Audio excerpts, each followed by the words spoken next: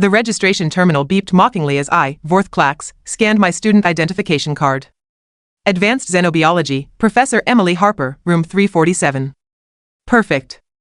Another soft, pink mammal to terrorize with my superior intellect and razor-sharp claws. My mandibles clicked with anticipation.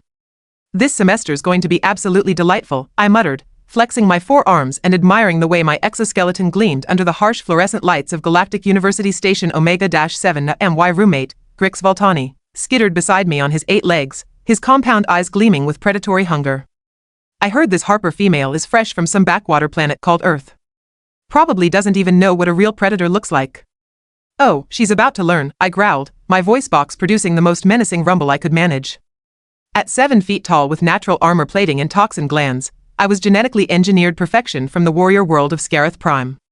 What could some bipedal primate possibly teach me about biology? We burst through the classroom doors like conquering generals, ready to claim our rightful seats at the front and intimidate this pathetic human instructor into submission.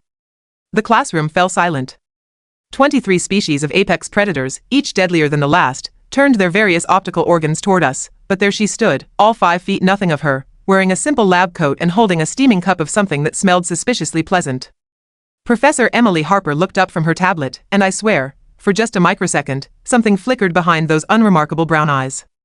Something that made my survival instincts twitch. Ah, Mr. Clax and Mr. Voltani, I presume? Her voice was disgustingly cheerful. How wonderful. Please, take any seats you like. We're just about to begin today's lesson on comparative anatomy. Grix and I exchanged glances. This was going to be easier than hunting grain beetles on Proxima Station. Tell me, class, Harper continued, seemingly oblivious to the collection of living weapons before her, what makes an effective predator? Immediately, claws extended, spines bristled, and venom sacs inflated throughout the room. My classmate Zara Bloodfong, a magnificent specimen from the Nebula Wolves, stood up to her full 9-foot height. Superior strength, she snarled, her voice echoing through enhanced vocal chambers. Speed. Natural weapons. Intelligence. Excellent points, Harper nodded, making notes on her tablet with infuriating casualness. Anyone else? The 3-headed Hydrax twins spoke in perfect synchronization, their scales shimmering with bioluminescent threat displays, ambush tactics, pack coordination, adaptive camouflage capabilities. Wonderful. Harper clapped her hands together, and I noticed several students instinctively flinch at the sharp sound. Curious. Now, let me show you something absolutely fascinating. She activated the holographic display, and suddenly the room filled with images of various Earth creatures. A great white shark materialized in the center, its jaws gaping wide. This is a basic predator from my homeworld, she announced cheerfully. 20 feet long, rows of replaceable teeth, bite force of 4,000 pounds per square inch. Pretty standard stuff, really. Standard? I scoffed internally. This Harper creature was clearly trying to overcompensate for her species' obvious physical inadequacies. The hologram shifted to show a massive grizzly bear.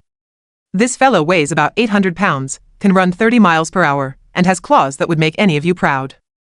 Murmurs of grudging respect rippled through the classroom. Even I had to admit the creature looked formidable. But here's the truly interesting part, Harper continued, her smile widening in a way that suddenly didn't seem quite so pleasant. These apex predators? They're absolutely terrified of this. The hologram flickered, and suddenly we were staring at another human. A small one, barely reaching Harper's shoulder, with strange fiber coverings and no visible natural weapons whatsoever. The classroom erupted in confused chittering and growling. This had to be some kind of joke. A human child, Harper explained patiently, weighs maybe 60 pounds. No claws, no fangs, no venom, no natural armor. Slower than most prey animals, weaker than a sick herbivore. And yet. She paused for dramatic effect, her eyes scanning our increasingly bewildered faces. Every single one of those apex predators will flee in absolute terror at the sight of one. That's impossible, roared Terminus Rex, our resident death machine from the Binary Suns Empire. His cybernetic enhancements whirred threateningly. Your species is obviously prey. Look at you. No weapons, no defenses, practically naked. Harper's smile grew wider. Much wider.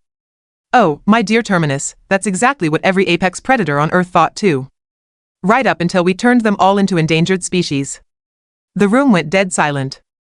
Even the usual background humming of various respiratory systems seemed to pause. You see, Harper continued conversationally, reaching into her desk drawer, humans figured out something that apparently escaped the attention of every other apex predator in the galaxy. She pulled out a small, innocuous-looking device. We don't need natural weapons when we can make better ones. She pressed a button, and the device projected a three-dimensional schematic of something called an AR-15. This little beauty can put a projectile through 6 inches of steel at ranges your best marksman couldn't dream of. And it's considered a sporting weapon by human standards. My throat sac involuntarily contracted. Around the room, various threat displays were rapidly deactivating as my classmates began to recalculate their initial assessments. But that's technology, protested Slicks the Devourer, his voice cracking slightly. That's cheating. Harper laughed, and I swear the sound raised every ridge on my dorsal plates. Cheating? Oh, honey, there's no such thing as cheating in evolution. There's only survival and extinction. She moved to the center of the room with predatory grace that I was only now beginning to appreciate. Tell me, class, how many species on your homeworlds developed space travel? Confused silence. 1, Harper answered for us. Just 1, on every single world. The rest stayed put, played by the rules, and remained conveniently planet-bound while the smart species took to the stars. Her gaze swept across the room like a targeting system. Now, which category do you think humans fall into? The silence stretched uncomfortably as Harper's question hung in the air like a toxic cloud. I could hear my own heartbeat thundering through my acoustic chambers, and worse, I suspected she could hear it too. Now then, Harper said, settling onto the edge of her desk with casual confidence that made my combat instincts scream warnings, let's talk about what really makes humans special. It's not our tools, though they're admittedly impressive. It's not our technology, though we do love our gadgets. She gestured to the holographic display, which now showed a simple human settlement. It's something much more terrifying than that. We're persistence hunters. Grix's mandibles clicked nervously. Persistence hunters? What does that even mean? Oh, I'm so glad you asked. Harper's enthusiasm was becoming genuinely frightening. You see, most predators are sprint hunters. Quick bursts of speed, overwhelming force, then rest and digest. Very efficient for creatures with proper natural weapons. She stood up, beginning to pace around the room with measured steps. Humans, however, are endurance hunters. We don't run fast, but we never ever stop running. We can track prey for days, weeks even, across any terrain, in any weather. The hologram shifted to show a human jogging through various environments, deserts, forests, mountains, swamps. The figure never seemed to tire, never seemed to slow down. But that's not the scary part, Harper continued, and I noticed several students had unconsciously moved their chairs backward. The scary part is what happens in the prey's mind during that hunt. A new image appeared, a large antelope-like creature, constantly looking over its shoulder. Stage 1, confusion. The prey doesn't understand why this weird, hairless biped is following it. So it runs away, confident in its superior speed. Harper's voice took on a storyteller's cadence that was somehow more menacing than any battle roar I'd ever heard. Stage 2, annoyance.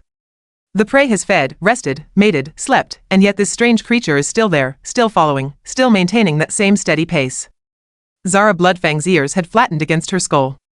This is just hunting, she growled uncertainly. Every species hunts. Stage 3, Harper continued as if she hadn't heard, growing unease. The prey realizes this isn't normal predator behavior. This thing doesn't seem to need rest, doesn't seem to need food, doesn't seem to follow any of the natural rules. It's like being hunted by the concept of inevitability itself. The classroom temperature seemed to drop several degrees. Even Terminus Rex had powered down his threat displays. Stage 4, panic. The prey understands, finally, that this thing will never give up. Not ever.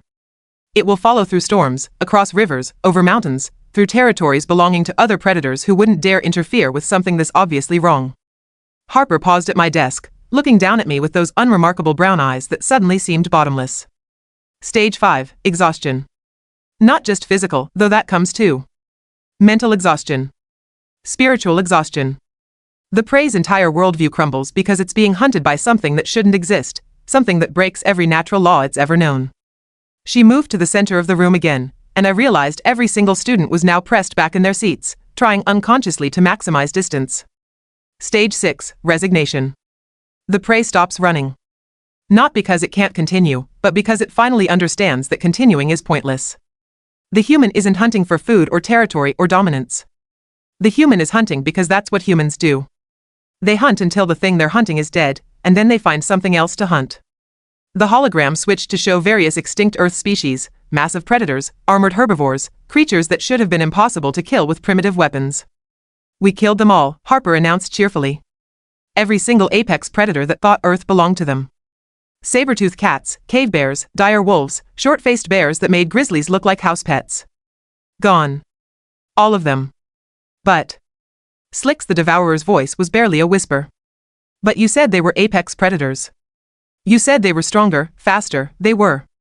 Harper laughed, clapping her hands together again.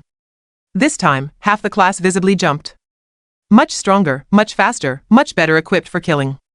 But they made the same mistake you all made when you walked into this classroom.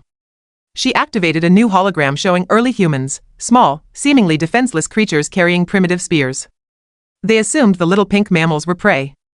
They never considered that maybe, just maybe, we were something much worse.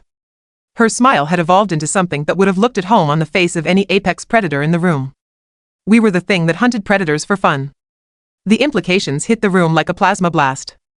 Around me, representatives of the most dangerous species in known space were beginning to look genuinely terrified. But wait, Harper continued, her voice rising with mock excitement, there's more. Because humans didn't just hunt solo. Oh no, that would be too easy. We formed packs. Coordinated packs with language and planning and tools and the absolutely terrifying ability to pass knowledge to our offspring. She gestured to herself, standing small and unimpressive in her simple lab coat. Every human child learns the accumulated hunting wisdom of every human who came before them. Every technique, every trap, every weakness of every creature we've ever killed. We're not just persistence hunters, class. We're persistence hunters with inherited memory and continuously improving technology. The room had gone so quiet I could hear the ventilation system cycling.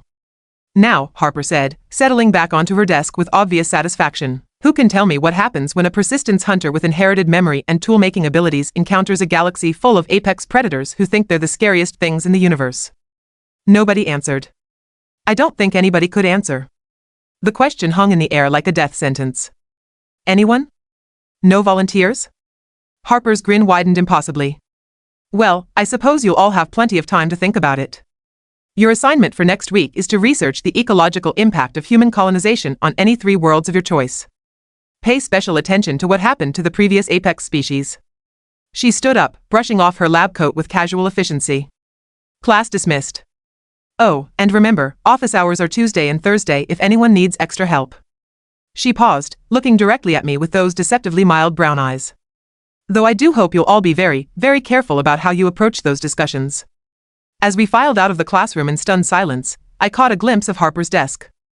Sitting next to her coffee cup, almost hidden behind a stack of papers, was a small placard that read, Dr. Emily Harper, Xenobiology Department, former Earth Colonial Marines, 47th Expeditionary Force. I stumbled into the hallway, my legs feeling unsteady for the first time since my hatching day. Behind me, I could hear Harper humming something soft and cheerful as she erased the holographic displays. Somewhere in the distance, another class of predators was probably signing up for advanced xenobiology, thinking they were about to terrorize some helpless human professor. Poor bastards had no idea what they were walking into.